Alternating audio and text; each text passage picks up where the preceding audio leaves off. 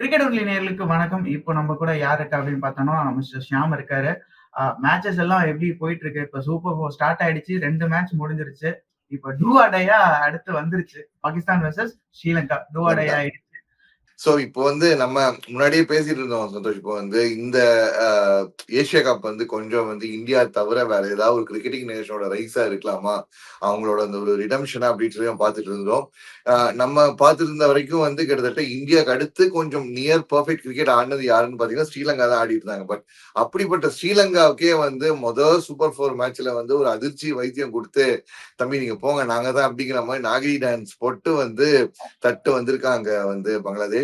So full credit to Bangladesh. இப்போ பங்களாதேஷ் அடுத்த emerging பவரா, ஏன்னா இப்போ எப்பவுமே ஒரு டாண்ட் இருக்கும், ஏஷியாவோட செகண்ட் பெஸ்ட் டீம் அப்படின்னு சொல்லிட்டு ஆப்கானிஸ்தானா பங்களாதேஷான்னு சொல்லிட்டு அந்த ஒரு ஒரு டாண்ட் இருந்துகிட்டே இருக்கும். அதை பங்களாதேஷ் ஃபுல்ஃபில் ஆயிட் பண்ணிட்டு வந்திருக்கான்னு தெரியல. இப்போ பங்களாதேஷ் ஜெயிச்சதுல என்ன ஆயிருக்குன்னா, இந்த பக்கம் இந்த முன்னாள் அந்த வாழ்ந்து கெட்ட ஜமீன் அப்படின்னு சொல்லுவாங்க தெரியுமா, அந்த மாதிரி அந்த ஏசியன் கார்னர்ல முன்னாடி ஆட்டம் போட்டு அப்படி ஒரு ஒரு கைக்குள்ள வச்சிருந்த பாகிஸ்தானுக்கும் ஸ்ரீலங்காவுக்கும் மிகப்பெரிய ஒரு ஒரு ஒரு ஒரு செட்பேக் அமைஞ்சிருக்கு. Purely for the reason Pakistan அவங்க அந்த நாள்ல எந்த பாகிஸ்தான் ஆட வராங்கன்னே தெரியாது. ஒரு நாள் பாத்தீங்கன்னா 128 அடிப்பாங்க, ஒரு நாள் பாத்தீங்கன்னா கிட்டத்தட்ட தீ மாதிரி போலிங் போட்டு ஷைன் ஷாஃப்ரிடி பேட்டிங்லயும் போலிங்லயும் கலக்கிட்டு போலிங் எடுப்பாரு. ஒரு நாள் பாத்தீங்கன்னா இந்த ஒரு ஹசன் அலி எக்ஸ்ப்ளோஷன் எல்லாம் பண்ணுவாங்க, ஃபக்கர் ஜமான் பொழப்பாரு. இன்னொரு நாள் பாத்தீங்கன்னா அப்படியே சம்பந்தமே இல்லாம அவங்க ஒரு சுருண்டுட்டு போவாங்க. அந்த மாதிரி ஒரு அன்பிரடிக்டபிள் டீமா தான் பாகிஸ்தான் இந்த T20 ஃபார்மேட்ல ஆரம்ப காலத்துல இருந்தே இருந்துட்டு இருக்காங்க. இன்னொரு பக்கம் ஸ்ரீலங்கா கிட்டத்தட்ட அந்த ஒரு வெட்டரன்ஸ் இல்லாத, அந்த ஒரு சீனியர்ஸ் யாருமே இல்லாத ஒரு ஒரு யங் சைட தான் உள்ள வந்திருக்காங்க. பட் யங் சைட உள்ள வந்திருந்தாலும் எங்க எப்படி யூஸ் பண்ணும், எந்த ரிசோர்ஸ் எங்க யூஸ் பண்ணும் அப்படிங்கறது தெரியாம எங்கேயோ அங்க அந்த ஒரு கால்குலேஷன் மிஸ் பண்ணாங்கன்னு தெரியல. சோ அதுலயும் ஸ்ரீலங்கா ஸ்ட்ரகிள் ஆயிட்டு இருக்காங்க. சோ கிட்டத்தட்ட அவங்க சொல்லுவாங்க, அந்த ரெண்டு பழைய கதை பேசி நாங்கெல்லாம் அந்த காலத்துல அப்படின்னு சொல்ற அந்த ரெண்டு டீமும் மோதுவாங்க. கிட்டத்தட்ட இந்த ரெண்டு டீமு தான் இதுக்கு முன்னாடி T20 ஃபார்மேட்ல ஏசியா கப் நடந்த போது ஃபைனல்ஸே வந்தாங்க. இதே ரெண்டு டீம் தான் அவங்க ஃபைனல்ஸ்க்கே முன்னாடி ஆடினாங்க. பட் அது 2022, இப்போ வருஷம் 2025. அண்ட் அந்த காமிச்ச அந்த பெர்ஃபார்மன்ஸை வச்சுட்டு அவங்க எங்கேயோ வேர்ல்டு பெருசா பெரிய வேர்ல்டு லெவல் இதுலயும் பெருசா வரல. T20 வேர்ல்டு கப்ல ரெண்டு டீமுமே உதவாங்கிட்டு தான் போச்சு, நம்ம ஸ்ரீலங்காவும் சரி பாகிஸ்தானும் சரி. சோ அந்த ஒரு நெக்ஸ்ட் இயர் வேர்ல்டு கப் நடக்க போகுது இந்தியால, அதுக்கேற்ற ஒரு டீமை ஒரு செட் பண்ற ஒரு டீம், ஒரு ஸ்குவாடை செட் பண்ற ஒரு அசஸ்மெண்டா தான் இதை பார்ப்பாங்க நான் நினைக்கிறேன் சந்தோஷ்.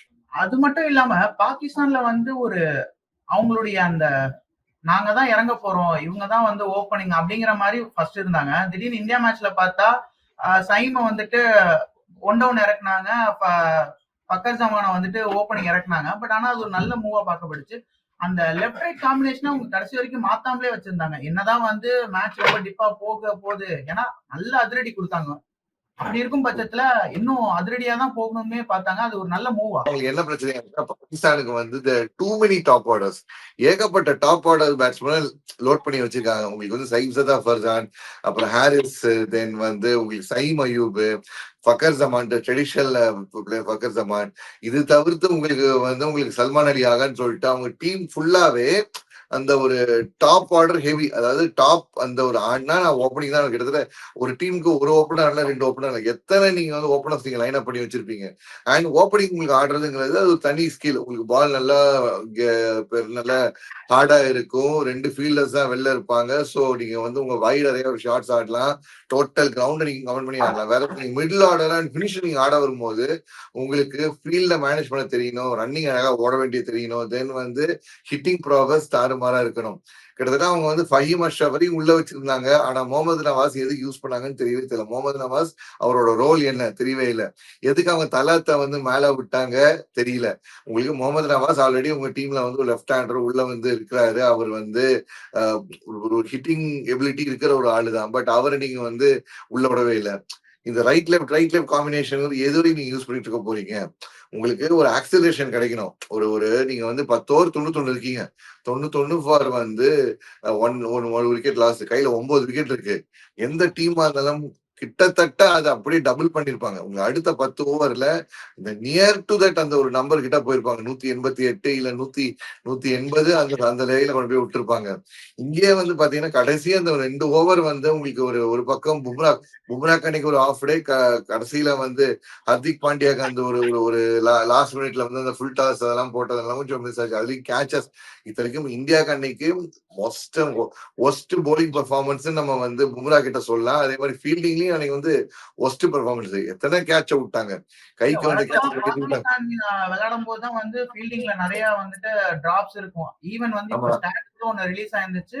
அதிகமா வந்து டிராப் கேச்சஸ் வச்சிருக்க கண்ட்ரீஸ்ல வந்து பாகிஸ்தான் இருக்காங்க. அதாவது அசோசியேட் நேஷன்ஸை தாண்டி. ஆமா. சோ அவங்களோட கேச்சிங் ப்ராசஸ் பத்தி நம்ம சொல்லணும்னு அவசியமே இல்ல. யூடியூப் எத்தனை வீடியோஸ் பார்த்தாலே உங்களுக்கு தெரியும் பாகிஸ்தானோட கேச்சிங் ப்ராசஸ். கம்ரான் அக்மல் இந்த கிரேட் லெஜெண்ட் வந்து கையில கிளவுஸ் கொடுத்தா கூட பால் ஒட்டாத ஒரு டீம் தான் வந்து பாகிஸ்தான். அப்படிப்பட்ட டீம் உங்க கூட ஆடும் போது உங்களுக்கு எத்தனை கேட்ச் விட்டாங்க. ஃபர்சானுக்கு வந்து ஃபர்ஹானுக்கு வந்து 2 கேட்ச் விட்டாங்க. கிட்டத்தட்ட வந்து சைமயுக்கு ஒரு கேட்ச விட்டாங்க. கடைசியில வந்து ஃபஹீம் அஷ்ரஃபுக்கு கேட்ச் விட்டாங்க. எத்தனையோ கேட்ச். கிட்டத்தட்ட இந்தியா வந்து அன்னைக்கு ஃபீல்ட்லயும் இல்ல, போலிங்லயும் மும்ரா அடி வாங்கின போது அதுக்கு ஒரு பேக்கப் பிளானா வந்து கொஞ்சம் ஓகே அவங்க வந்து ஒப்பேத்துறாங்க. உங்களுக்கு சிவம் துபையை வச்சோ இல்ல வந்து ஹர்திக் பாண்டியா வச்சோ அவங்க ஏத்துறாங்க. பட் ஆனா பாகிஸ்தானுக்கு ஒரு நெருக்கடி கொடுக்கவே இல்லை. அப்படி இருந்தும் இவங்களால கேபிட்டலைஸ் பண்ண முடியலன்னா பிரச்சனை யாருக்கிட்ட இருக்குன்னா டீம் மேனேஜ்மெண்ட் கிட்ட மட்டும் தான் இருக்கு. மைக் ஹசன் என்ன அப்ரோச் கொடுக்குறாருன்னு தெரியவே தெரியல. லெஃப்ட் ரைட் என்ன நீங்க அச்சீவ் பண்ணீங்க லெஃப்ட் ரைட் காம்பினேஷன் கொண்டு வந்து 90 அப்படியே டபுள் ஆக்டிங்களா இல்ல. தென் அவங்களோட போலிங் பேத்தட்டிக்கா இருக்குது. அதுவும் அங்க வந்து உங்களுக்கு வந்து ஷைன்ஷா அஃப்ரிடி அவர் ஏதோ வந்து முன்னாடி இதே வந்து அந்த ஒரு T20 வேர்ல்டு கப் இந்த இடத்துல நடந்த போது டக்குன்னு உள்ள வந்து அந்த ஒரு அக்யூரேட் யாக்கர்ஸ வந்து இறக்குனாரு. முதல்ல அந்த விக்கெட் ரோஹித் சர்மாவுக்கும் KL ராகுலுக்கும் அந்த ஒரு யாக்கர்ஸ் சல்லுன்னு ஒரு இறை கொஞ்சம் நிலக்குலைய வச்சாரு. இப்போ அந்த மாதிரி யாக்கர் போட வந்தாலே ஒரு ஸ்டெப் எடுத்து அடிக்கலாம்னு தெரிஞ்சவனே முதல் பால ஷார்ட் பிச் பால் போடுறாரு. அதுவும் உங்களுக்கு என்ன பேட் ஸ்விங் எங்க இருந்தோ கிட்டத்தட்ட லான்ஸ் க்ளூசர் மாதிரி மேல எங்க இருந்தோ பேட் ஸ்விங் வச்சுட்டு வந்துட்டு இருக்காரு உங்களுக்கு வந்து அபிஷேக் சர்மா.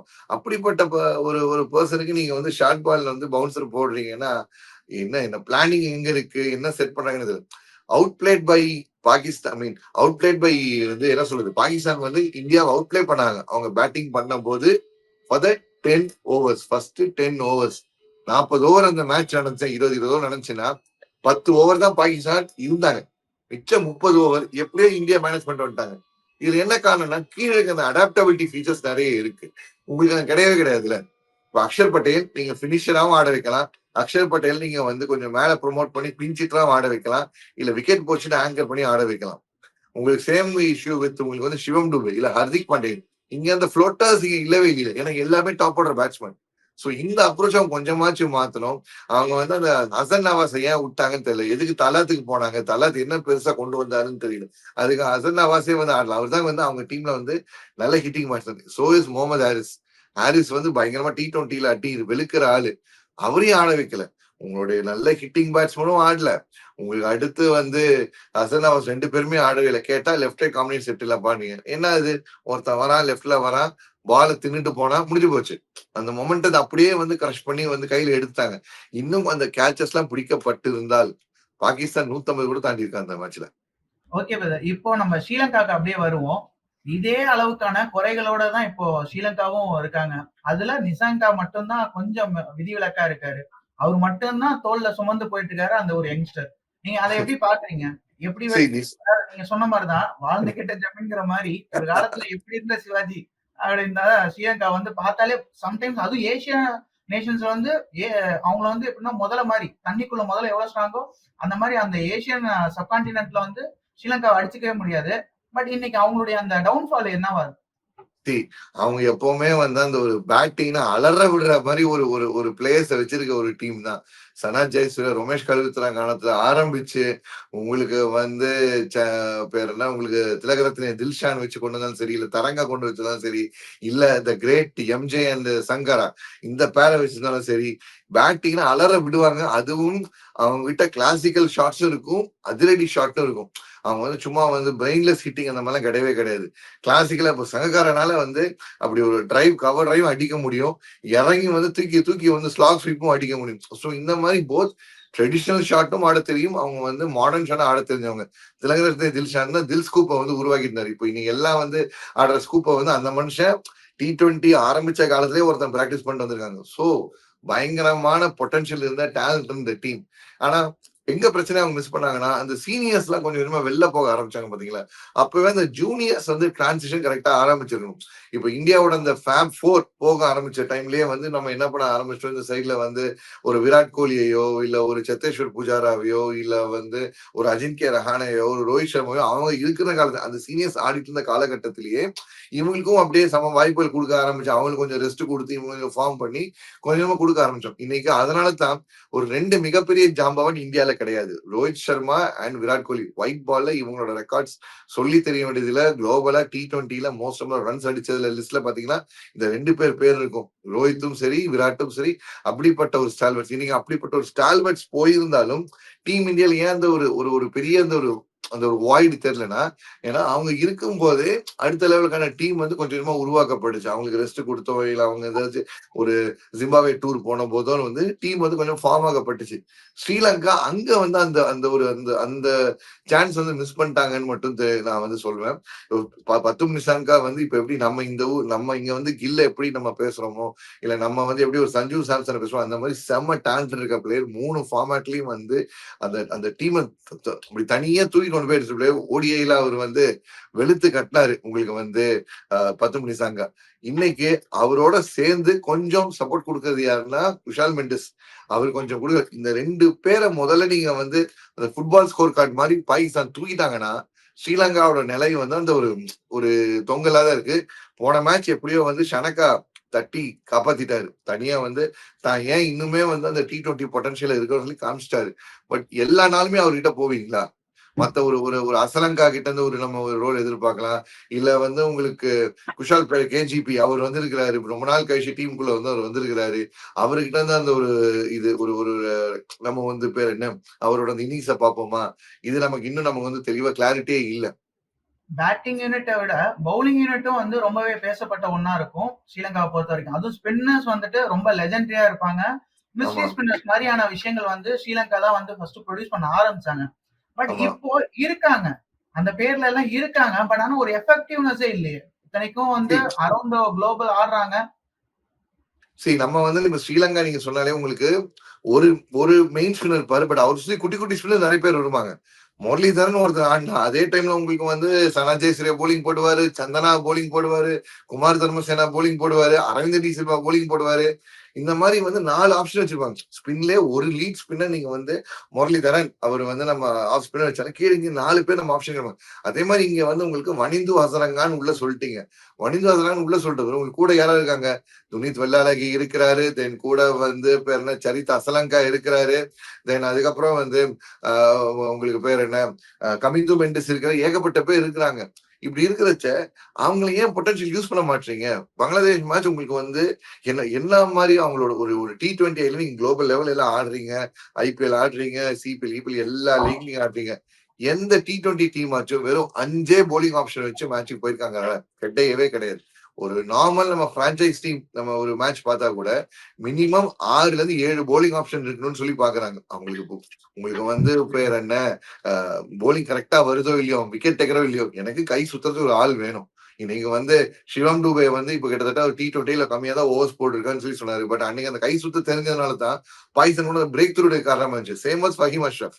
ஃபஹீம் அஷ்ரப் மெயின் பவுலர் வரைக்கும் கிடையவே கிடையாது. அவங்க பாகிஸ்தான் இவரை ராஃபை விட்டுட்டு வெறும் ஃபஹீம் அஷ்ரப் தான் மெயின் பவுலர் எடுத்துட்டு போயிருந்தாங்க. அவங்க நிலை இன்னும் மேட்ச் இன்னும் சீக்கிரமாவே கொஞ்சம் அங்க முடிஞ்சிருக்கும் பாகிஸ்தானோட மேட்ச். சோ அந்த ஒரு டேலண்ட்டை நீங்க ஏன் ஒரு ஒரு சேஞ்ச் பிரேக் த்ரூ கொடுக்கலாம், ஏன் கொடுக்காம இருக்கீங்க? சரித் அஸ்லங்கா கேப்டன்சி எனக்கு புரியவே இல்லை. பங்களாதேஷ் நல்ல ஒரு ஒரு செக்ல வந்து உள்ள போயிட்டு வந்துருந்தாங்க. திடீர்னு ஒரு ஓவரை விடுறீங்க. அவரை முன்னாடியே நீங்க எப்பயாச்சும் பிராக்டிஸ் பண்ணா பரவாயில்ல. திடீர்னு ஓவர் விடுறீங்க. அந்த ஓவர்ல அந்த மேட்ச் கையை விட்டு போச்சு. மொத்தமா வந்து அப்படியே உங்களுக்கு வந்து போயாச்சு. உங்களுக்கு ரா பேஸ் அடிக்கிறதுக்கு துஷாரா இருக்கிறாரு. அதுக்கு ஈக்குவலா பேஸ் போடுறது உங்களுக்கு வந்து துஷ்மந்தர் சமீரா இருக்காரு. பவர் பிளேல இவங்களை வச்சு ஒரு 5 ஓவர் ஓட்டிட்டு பவர் பிளே எண்ட்ல ஒரு துனித் வெள்ளாகி ஒரு ஓவரை கொடுத்துட்டு அதுக்கப்புறம் ஸ்பின் சோக்க போடுங்க. 7th ஓவர்ல இருந்து 15 வரைக்கும் அதான் உங்ககிட்ட இல்லாத ஸ்பின்னர்ஸா? ஏன் அந்த ஸ்பின்னர்ஸ் பொட்டன்ஷியல் யூஸ் பண்ணாங்கன்னு தெரியாம பண்ணிட்டு இருக்காங்களே சந்தோஷ். ஓகே. இப்போ இந்த டூ ஆர் டைல யார் அப்பர் ஹேண்டா இருக்கான்னு உங்களை பொறுத்தவரை? சரி, இந்த கிரவுண்ட்ல வந்து பாகிஸ்தான் இந்த ஏசியா கப் இது வரைக்கும் பெருசா ஆடவே இல்லை. இந்த கிரவுண்ட்ல வந்து ஸ்ரீலங்கா தான் நிறைய மேட்ச் ஆடி இருக்கிறாங்க. அவங்களுக்கு இந்த கிரவுண்ட் கொஞ்சம் பழகப்பட்டது, கண்டிஷனும் நல்லா தெரியவும் செஞ்சிருக்கு. ஸோ கிரவுண்ட் கண்டிஷன் தெரிஞ்ச விதத்துல ஸ்ரீலங்கா நம்ம ஒரு அப்பர் ஹேண்ட சொல்லலாம். அண்ட் இதுக்கு முன்னாடி நடந்த பாஸ்ட் 5 என்கவுண்டர்ஸ், இல்ல லாஸ்ட் 10 என்கவுண்டர்ஸ் எடுத்து பாத்தீங்கன்னாலும் 2 டீமும் சமமா தான் இருக்கு. ஸ்ரீலங்காவும் 5 அடிச்சிருக்காங்க, பாகிஸ்தான் 5 அடிச்சிருக்காங்க. பட் இருந்தாலும் ஸ்ரீலங்கா தான் இந்த விக்டரியில வந்து அதிகமா இருக்கு. வின்னிங் இதுல வந்து ஸ்ரீலங்கா அதிகமா தான், அவங்க தான் வந்து வின் பண்ணி வச்சிருக்கிறாங்க. பேஸ் கொஞ்சம் வந்து சூப்பரா வந்து ஹெல்ப் பண்ணக்கூடிய கிரவுண்ட் இது. பேஸ்ன்னு பார்க்கும்போது பாகிஸ்தான் பேசர்ஸா ஸ்ரீலங்கன் பேசர்ஸா பாத்தீங்கன்னா, எனக்கு இந்த கண்டிஷனை பொறுத்த வரைக்கும் ஸ்ரீலங்கன் பேசர்ஸ் கொஞ்சம் எக்ஸ்ப்ளாய்ட் பண்ணி யூஸ் பண்ணியிருக்காங்க. கொஞ்சம் நுவான் துஷாரா ஒரு ஃபார்ம்ல இருக்கிறதோ, அண்ட் வந்து துஷ்மந்தா தமிரா வந்து ஒரு ஃபார்ம்ல இருக்கிறதோ, இதுக்கு சப்போர்ட்டிவா உங்களுக்கு ஷனக்கா ஹெல்ப் பண்றத பாத்தீங்கன்னா, இங்க ஸ்ரீலங்கா பக்கம் நம்ம கொஞ்சம் பேலன்ஸ் கொஞ்சம் அதிகமா இருக்க மாதிரி தெரியுது. அவங்களோட இந்த பேட்டிங் ஆர்டரை மட்டும் கொஞ்சம் சால்வ் பண்ணிட்டு இன்னொன்னு எக்ஸ்ட்ரா போலிங் ஆப்ஷன் அவங்க வந்து ரெடி பண்ணி வச்சாங்கன்னா Sri Lanka is the team to beat இந்த மேட்ச்ல. நான் இன்னைக்கு ஸ்ரீலங்கா பக்கம் சப்போர்ட் பண்றேன் சந்தோஷ். ஓகே. பாகிஸ்தான் ஜெயிக்கணும்னா அவங்களுடைய தவறுகளை, எல்லா குறைகளை என்ன மாத்தணும்? சரி, அவங்க அவங்க வந்து இப்ப நீங்க இந்தியா கூட ஆனா ஓப்பனிங் பேட்ஸ்மேன் பேர் பக்கா. உங்களுக்கு வந்து ஃபக்கர் ஜமானும் சரி, ஃபர்ஹானும் சரி பக்கா, 2 பிரச்சனையும் கிடையாது. ஆனா 1 டவுன் 2 டவுன் வரும்போது ப்ராப்பரா அவங்க போற மாதிரி ஒரு சரி சைம் அயூப் நீங்க 1 டவுன் வச்சிருக்கீங்க. அதுக்கடுத்து ஹாரிஸ் வரணும். உங்களுக்கு முகமது ஹாரிஸ் வரணும். அதுக்கப்புறம் உங்களுக்கு வந்து ஹசன் நவாஸ், அதுக்கப்புறம் உங்களுக்கு வந்து பேர் என்ன சல்மான் அலியாக, இல்ல சல்மான் அலியாக ஹசன் நவாஸ், அவங்க அந்த ஒரு ஷஃபிள் பண்ணிட்ட பிறகு ஹிட்டிங்க்கு உங்களுக்கு வந்து ஃபஹீம் அஷ்ரஃபையும் முகமது நவாஸையும் நீங்க வந்து வச்சுக்கணும். தேவையில்லாம இப்போ வந்து தலாத் அந்த மாதிரில உள்ள கொண்டு வரதை விட இன்னொரு எக்ஸ்ட்ரா ஒரு பேசர் உங்களுக்கு கொண்டு வரலாம். ஹசன் அலியை கொண்டு வரலாம், இல்ல முகமது வாசிம் ஜூனியர் நீங்க கொண்டு வரலாம். இந்த மாதிரி கிரவுண்ட்ல உங்களுக்கு வந்து நம்மளுக்கு நல்லா வந்து பேஸ் எடுக்குங்கிறதுனால இவங்க கொண்டு வரலாம். தென் சயீம் அய்யூப வந்து நீங்க 3 ஓவர் போடுற அளவுக்கு பெரிய பவுலர் கிடையாது. ஜஸ்ட் பிகாஸ் இந்த ஏசியா கப்ல உங்களுக்கு ஷஹீன் அஃப்ரிடியோட அதிகமா விக்கெட் அவர் எடுத்ததுனால Saim Ayub is not great bowler. உங்களுக்கு நீங்க வந்து 3 ஓவர் கொடுத்து இல்ல 4 ஓவர் கொடுக்குறால பெரிய பவுலர் கிடையவே கிடையாது. நீங்க அந்த மிஸ்டேக் பண்ணவே கூடாது. ஸ்பின் எடுக்குது போதும்னா அப்ரார சூஸ் பண்ணுங்க. அப்ராருக்கு சப்போர்ட் பண்ண மாதிரி நவாஸை யூஸ் பண்ணுங்க. ஏன் நவாஸ் நல்ல ஸ்பின்னர் தானே. உங்களுக்கு வந்து நவாஸ் வந்து நல்லா தானே பண்ணி கொடுத்துருக்கிறாரு. சோ இன்னொரு எக்ஸ்ட்ரா பேஸ விட உள்ள இருக்கணும். பேட்டிங்ல அந்த தலாத் அந்த ஒரு ஆப்ஷனை தூக்கிட்டு பேஸோட இன்னொரு ஆள் உங்களுக்கு வந்து முகமது வாசிம் ஜூனியரோ இல்ல ஹசன் அலியோ போனா ஸ்ரீலங்காவுக்கு கொஞ்சம் ஃபைட் கொடுப்பாங்க நான் பாக்குறேன் பாகிஸ்தான். ஓகே பிரதர், இவ்வளவு நேரம் உங்களுடைய கருத்துக்களை பகிர்ந்தமைக்கு ரொம்ப நன்றி. இந்த டு ஆர் டை மேட்ச் வந்துட்டு இன்னைக்கு யார் வந்து வெற்றி பெற போறாங்க அப்படின்னு பல பேர் வந்து ஆவலா எதிர்பார்த்து காத்துட்டு இருப்பாங்க. பொறுத்திருந்து பார்க்கலாம் என்ன நடக்குதுன்னு. ஹோப்ஃபுல்லி இந்த ஏசியா கப் சர்ப்ரைஸ் கொடுக்குது. நமக்கு நாளைக்கு சர்ப்ரைஸ் கொடுக்குன்னு நினைக்கிறேன் சந்தோஷ். நன்றிகள்.